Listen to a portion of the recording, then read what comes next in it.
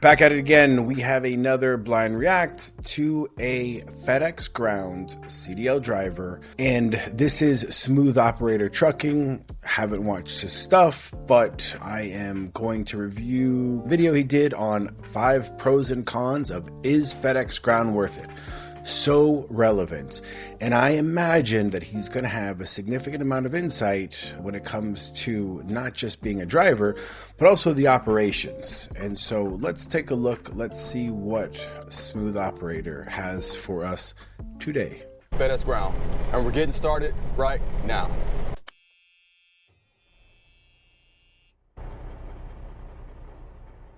Pro, small fleet, fill with big carrier stability. Small independent contractors, but still running a brand. That is a insane, huge bonus for contractors specifically. That's why people buy into these businesses, but for drivers as well. That logo on the side of the truck, it still means something different than if you were just driving a 53-foot and a truck with some random name. And support.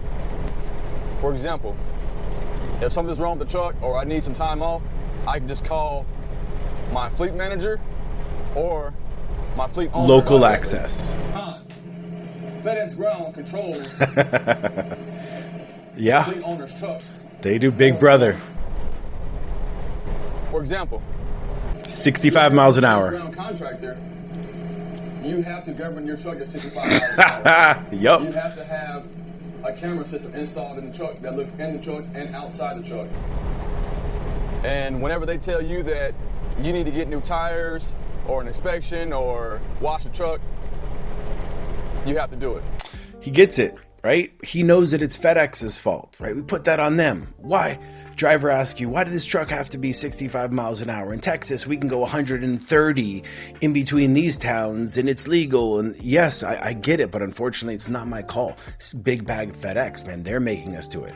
Look, it's safety. Reports have shown that trucks going slower, if they do get into an accident, there's going to be less damage, less catastrophic death-related issues. But at the end of the day, it's not my call. Look, man, these cameras, I don't want to put the cameras in the truck. I'm not watching you, but you know what? Big Brother makes me do it. So he gets it though. So he knows it's FedEx. It's not his contractor. Drop and hook, no touch freight.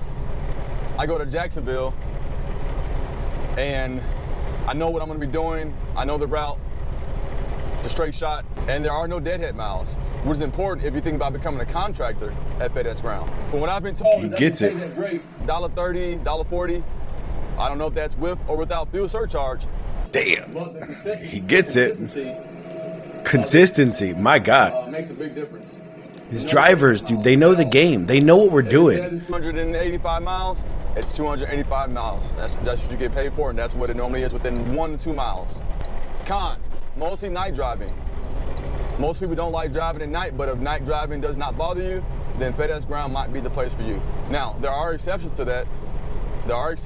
But normally, most of it consists of night driving. I don't know. He's going to Jacksonville. I don't know where he's coming out of, but I assume he's coming out of a smaller station, only a couple of contractors in it, that's running nights, where there's no mainline daytime runs.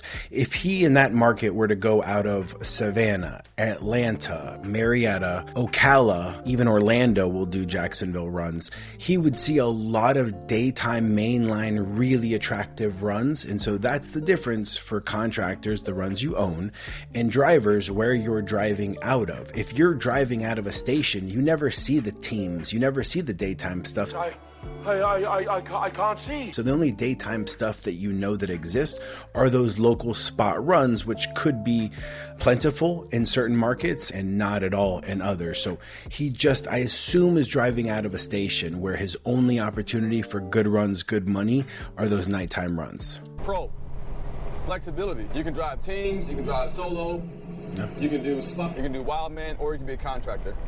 I'll give you an example. A spot driver normally does drive during the daytime, and they will go to a distributor or a shipper receiver and pick up a truckload of whatever that product is. Let's say Chewy dog products. And then they will Chewy's huge in FedEx. And from there,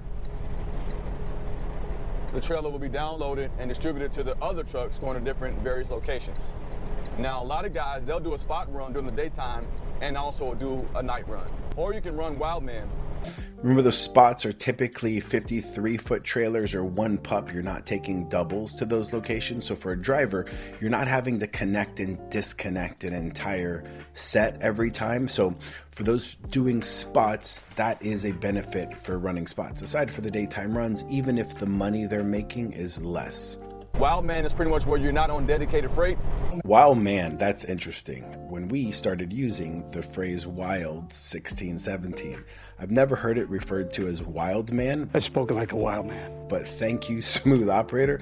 I am going to use that, and I will try to give you credit whenever I do. But wild man is a very good way of running those spare miles, especially right now because there's not a lot of them. So if you're putting that truck in and trying to run wild, you are a wild man. Con, pulling doubles.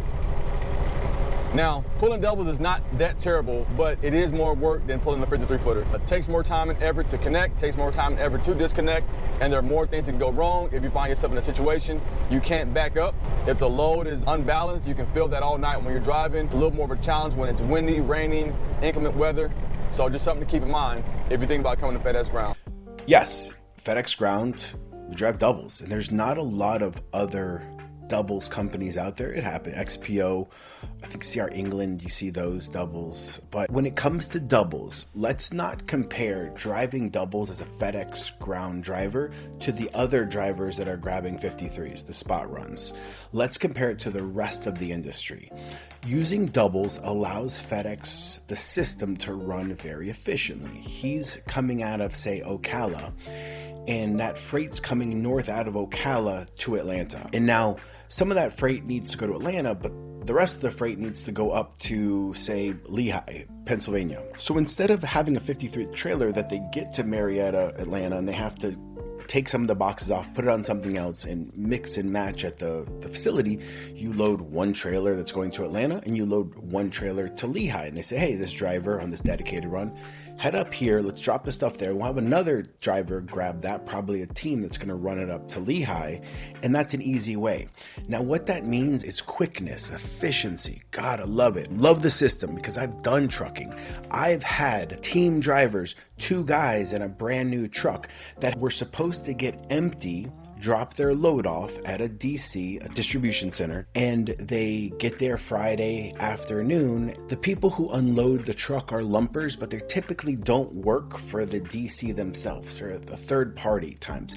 And maybe they don't have time or don't want to unload you, and nobody cares. There's nobody to talk to. I don't care what you think. So you say, hey, I got to get this trailer unloaded. And they don't unload the trailer, and it's Friday, but they don't open up again until Monday. So your team sits there all weekend long where they were supposed to get empty and grab another load that you already have booked to go to bring them back home or wherever it is they're going. That's the problem with trucking. It's just the communication, the not getting loaded or not getting unloaded. You don't deal with that with the FedEx. And he mentioned the empty miles, the deadhead miles.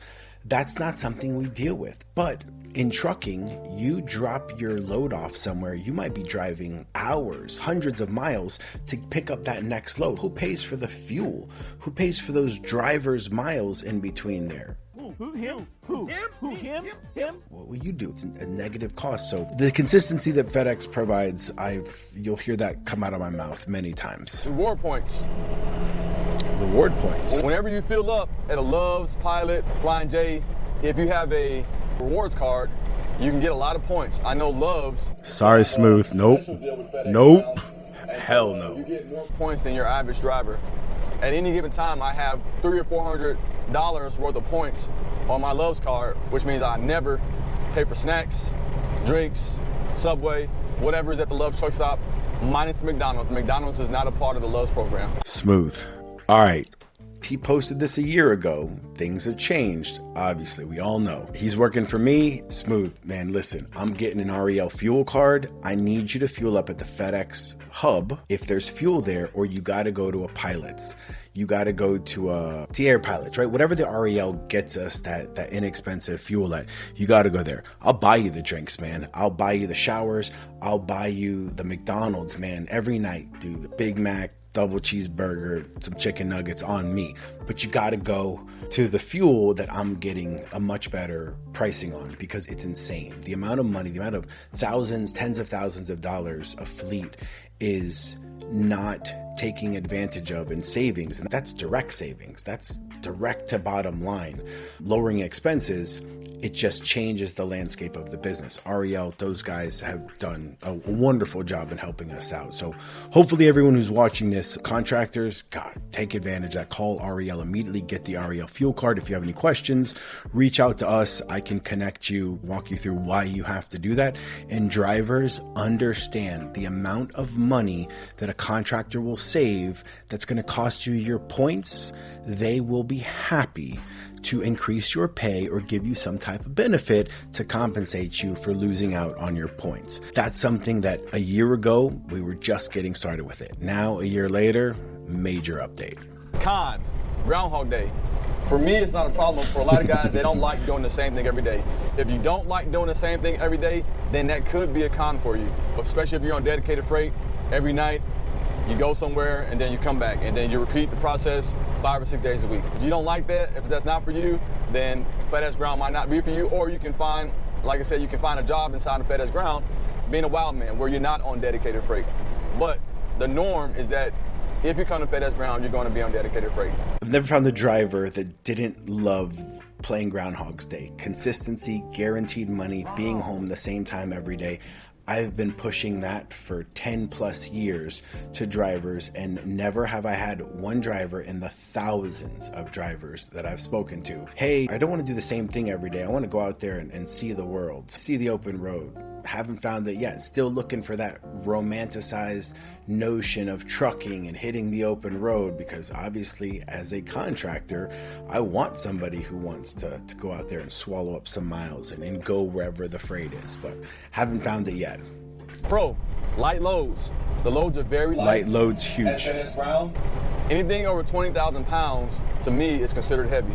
I have had loads over 30,000 pounds, but that's very few and far between, usually during peak season, October to December.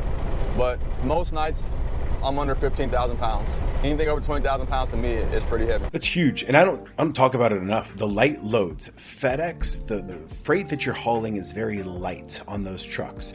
You go pull oil in South Texas, your truck is hauling over 40,000 pounds. That is extremely heavy. It's a lot of wear and tear on that truck. So a truck's lifespan, it lasts a lot less. That engine, that transmission, you're putting more wear and tear on the truck.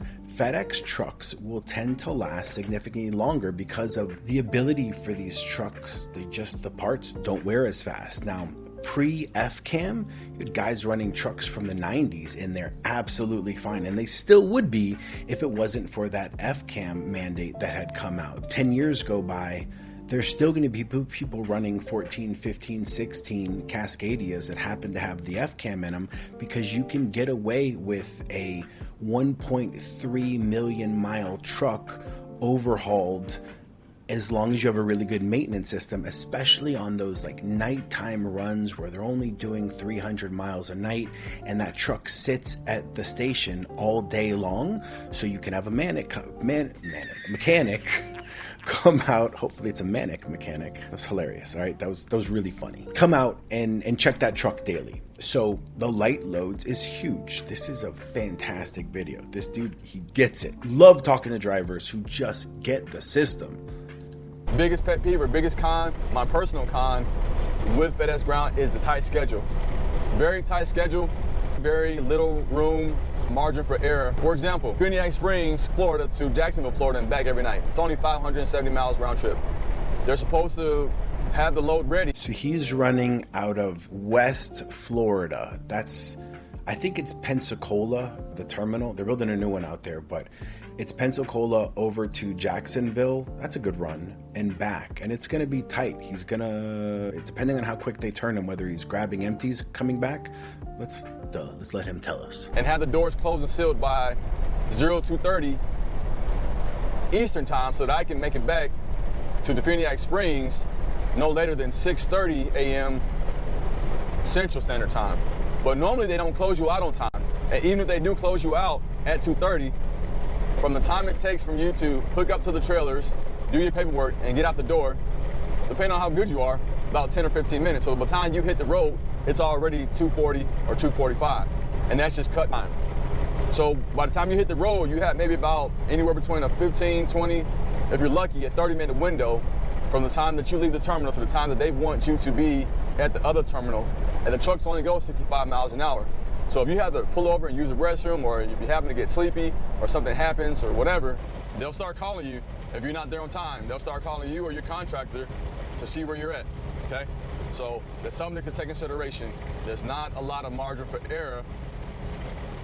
Dude gets it. FedEx ground. Oh, I didn't mean to take over this. This is a fantastic video by itself. I just felt the commentary from a contractor's perspective could add some insight here, especially a year later. What he said was so important. You have his station, Pensacola, right? They kick him his loads. They're ready what, 9:30 or so? And he's got to get to Jacksonville, Florida.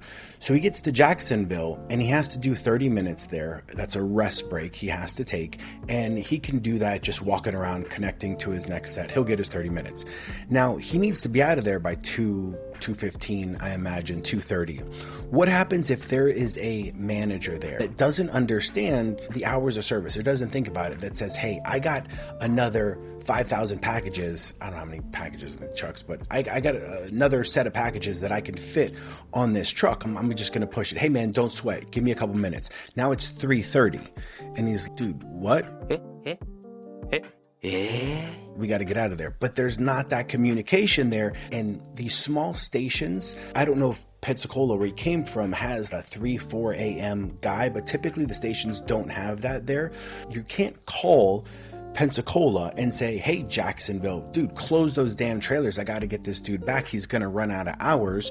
And even if he doesn't run out of hours, he's still going to be late, because at 6 a.m. when they come in to do that morning sort, and those packages have to get on the delivery trucks and get them to that local area, the truck's not going to be there. Smooth's not back in time because they held him up.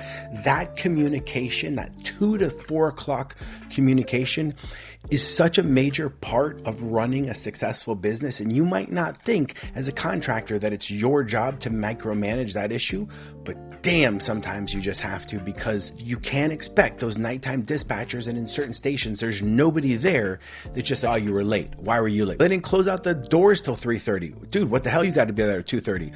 What was he supposed to do? Talk to a manager in Jacksonville and say, hey, you got to close my load. No, I got to get out of here. I'm going to run out of hours. These are going to be hot. I can only go 65 miles an hour. Such a big issue. And it's just one of those things that you have to be able to manage that. For me, I built a dispatch company because I wasn't going to be taking those calls, and you don't want to get a call from me at 3:30 in the morning. Take my contract if me, the version of me that is up at 3 o'clock in the morning, has to deal with this issue. So you need preparation. But such an amazing point, and I don't think we really understand what happens there, especially those of you who are running out of the small stations. Hub life's different. There's always dispatchers there. You might not be able to get them on the phone, but you can. And now for him, just because I know this situation very well, that Pensacola Panhandle station falls under 303 Ellenwood. I've been out of Ellenwood. I worked out of there. I've had great, phenomenal relationships that I made there. But if there's one complaint that most contractors have about Ellenwood, for those of you who might be watching this, what do you think about Ellenwood? Give me your thoughts. Yes, there's a lot of misguidance and a lack of empathy towards you and your drivers at those early morning times, 2:30, 3:30, 4:30. I dealt with it for years. He can't call his hub up and say, hey man, can you call Jacksonville down and tell them to close the loads? That's not happening at all. Jacksonville, I don't know where they fall under. It's either Savannah or maybe it's Ocala. So Jacksonville, there might be people working 24 hours. I don't know. I take loads there, but I've never worked out of there. But that communication. I just went on a tangent, but that's an important point for anybody who's considered buying these nighttime runs out of the station. I love them. That's my go-to. If I see one of those for sale, I'm buying it. I want those runs because I've built a system that is capable of managing exactly what I just spoke about. But for anyone who's new, or even drivers, understand when you're taking these runs, the nuances. He gets it. And it's nice to see a driver who understands this stuff. What maybe some of your pros and cons are from driving FedEx ground. Like I said, overall, absolutely love it. For my contractor, love work for him also. Honestly, I really have no complaints, but these are just some of the things that you might want to take into consideration if you're thinking about coming into FedEx ground. Hopefully you gained value from this video. If you did, go ahead and hit that like button. Follow him. Subscribe. Do it. Follow him. So that way you know when I'm dropping a video. My next video is going to be about how to unhook doubles. So thank you guys very much for tuning in. It is fantastic to see a driver who gets it, something that we don't often see, and it's not like we can't fit any driver who's safe and can show up on time into our network, but I love to see guys who get it, and I assume he has some type of leadership role for his company, but this is a dude that I'd be like, man, hopefully he might consider being a contractor one day because he gets it, and it's a rare thing to see contractors who understand the system as well as he does, and he's just picked it up going along. So fantastic video, everybody. I highly recommend watch his stuff, but this is the insight that we as contractors are looking for from the drivers. They're giving us all the information we could possibly need about what goes on the road, what's happening out there. Smooth, if you watch this, man, thank you very much. These are all phenomenal. I'm going to watch more of your shit, and I imagine we're going to get lots of insight. Thanks, everyone.